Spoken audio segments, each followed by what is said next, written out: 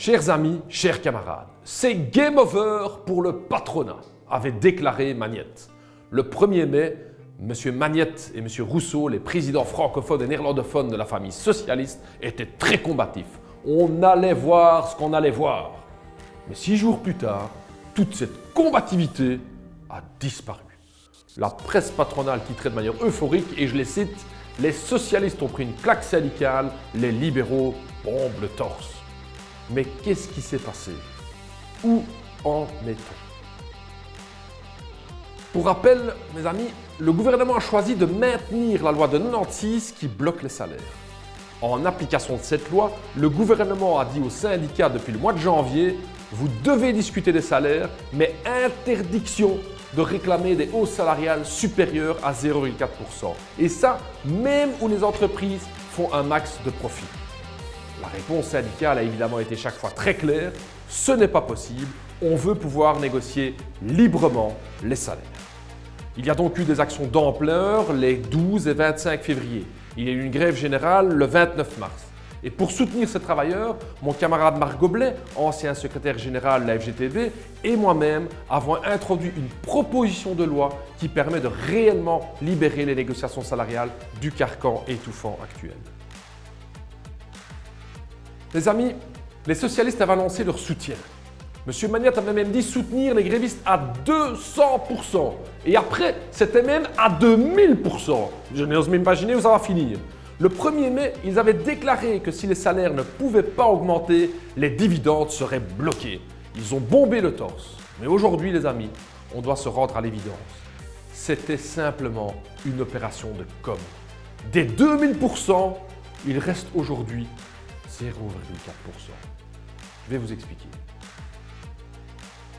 Le 6 mai dernier, le gouvernement a présenté aux syndicats un soi-disant compromis. Et qu'est-ce qu'on y retrouve? Des vraies augmentations de salaire, vous pensez? Pas du tout. On retrouve à nouveau cette même interdiction de négocier plus que 0,4% d'augmentation pour les 2 prochaines années.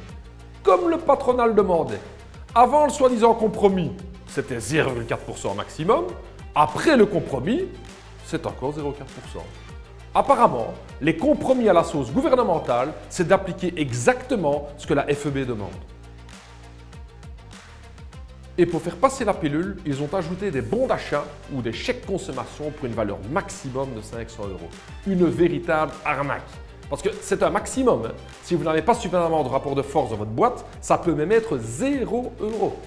C'est d'autant plus seulement pour les entreprises qui performent, expliquent les libéraux. Concrètement, 90% des travailleurs ne seraient pas concernés. Et en plus, ce sont des bons d'achat. Vous ne pourrez donc pas les utiliser comme bon vous semble. Certains magasins les refusent même. Ceux qui les recevront, ce sera une fois en 2021. En 2022, c'est fini. Hein. Et pour couronner le tout, ces bons d'achat contribueront à peine à payer les caisses de nos pensions. C'est donc une proposition qui nous renvoie au 19e siècle.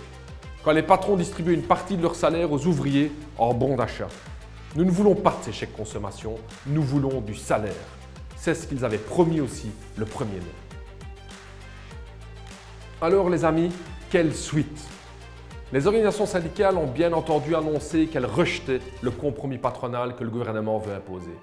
Des actions sont annoncées et elles sont très importantes.